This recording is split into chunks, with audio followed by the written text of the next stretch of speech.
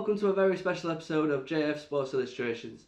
Today I'll be looking at how digital skills has changed sports journalism. To help me with this, I have alongside me Alan Biggs, a world-renowned sports journalist, and Alex Miller, a sports journalist for the Sheffield Star. So Alan, let's start with you first. How long have you been a journalist? Well, it's all I've known, 45 years since starting out as a cub reporter on a local newspaper in Chesterfield called the Derbyshire Times. So, yeah, I've had a good run, but I'm enjoying it as much as ever and want to carry on forever. Well, with this quote by Ronald B. Woods, it states, to schedule programs and events at certain times and expect a mass audience to view them. However, the advances in technology in the last 10 years allow people to record any program and replay it at their own convenience using TiVo or similar technology. With this in mind, how has sports journalism changed over the years, in your opinion? Massively. My first workplace, Derbyshire Times, was a noisy newsroom. You'd probably only have one or two full-time reporters working for an outfit like that now. Correct me if I'm wrong. In those days, there were 9 or 10 of us, and the room was a clattering of typewriters constantly, noisy, to such an extent that they had phone booths at the back of the room where you could sort of go in and get shielded from the noise of the clattering typewriters. And of course, people shouted to each other over the clattering of the typewriters. So the general ambience atmosphere is so different now. Well, the BBC back in 2019 published an article stating what they look for in a sports journalist, and they say, and I quote, "We look for people who are able to adapt with technology." Is this something that you agree with? Yeah, I think so. What you're finding now, even in newspapers, is a multi-platform type of demand for journalists, where even if they're print journalists, they're required to present blogs, record themselves on the phone. They're required to have consultation with supporters via modern technology, be it on Twitter or Facebook or wherever. With this quote by Agawal-A3, it says, "The media channels that broadcast sporting events are now able to use technology to share at a pace quicker than ever before. News and updates are sent quickly to smartphones the moment the news occurs. In addition, social media is creating opportunities that never would have been even considered possible a few years ago." With this in mind, how have you managed to adapt to Twitter and Facebook through your years of working as a journalist? With difficulty. I think people of my generation are, to start with, extremely fearful of technology. I am. I can't get rid of that phobia. Logically, it shouldn't be there. But I struggle to think around what other people, the younger generation, see as simple. With everyone using Twitter and Facebook and YouTube, I mean, if you have a look at this, I pulled this from the Embers TV Twitter page, and this is just one of thousands that I have found. Has this made it easier to become a sports journalist, or has it made it more difficult to be seen? Well, I think it's easier to get seen, and you get some absolutely phenomenal people who develop massive followings on YouTube, and full marks to them.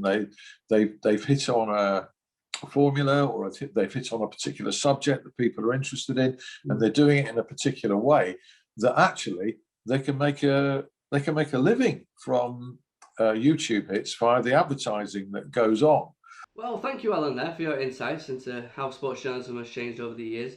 Now, if we may, can we bring in Alex Miller for a few quick-fire questions? Welcome, Alex, and thank you again for joining us today. So, Alex, in your own words, what makes a good sports journalist? I mean, I found this quote from Future Active back in 2021, which states what you need to be a good sports journalist. It says you need a good knowledge of the sports industry, good researching skills, creativity, good communicational skills, written and verbal, a passion for sport, and ability to connect with sports fans. With this in mind, what skills do you think you need to become a good sports journalist? The core skills for me, I wouldn't say they've changed too much. Like at the centre of it, it's all about contacts building, being able to speak to people, interview people, building relationships is going to be at the epicenter of any journalist, whether that's in a more traditional role or a digital focused role. But obviously there are a lot of different things that have come into the way that things are. I think being able to speak in front of camera, being able to put together video clips and that sort of thing, I think it's, if you go back sort of 20 or 30 years, some of the colleagues that I've worked with, it's just a case of putting some words on paper, and it's become a lot more multifaceted now. I think the use of social media is really, really important. It's something that I take quite seriously and try to do a little bit differently, because obviously that can build contacts. I've got an awful lot of stories out of social media and being sort of outward facing on that. But also because you're selling yourself and you're selling your wares and building an audience. Right, so with the current pandemic going on, forcing everyone to work from home, I found this quote by Simon McKennis back in 2021, which he says, "Clubs now employ in-house journalists. Also, mainstream media companies now recruit online-only sports journalists for their sports desks." With this in mind, do you think with the current pandemic, is this going to become the new normal for sports journalists to work from home rather than working in actual offices? I think it certainly will for some organisations. I know the conversations that we've had at the start, we've been keen to get back to the office environment, as soon as it's safe to do so. When that will be, we're not sure. Right, so we're keeping with the digital skills theme. I found this mind map on the internet, and it breaks it down into 3 categories, with basic skills, intermediate and advanced skills.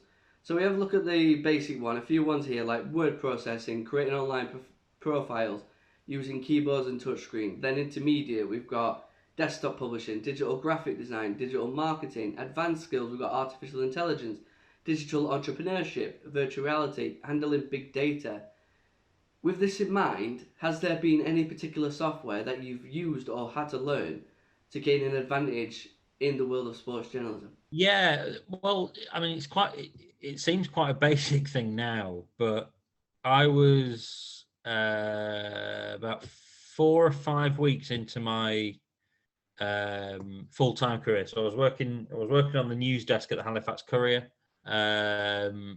Sort of felt my way into it a little bit, and a few weeks in wasn't really sure where I fit or what my sort of stories were going to be, and that sort of how I was going to cover these things.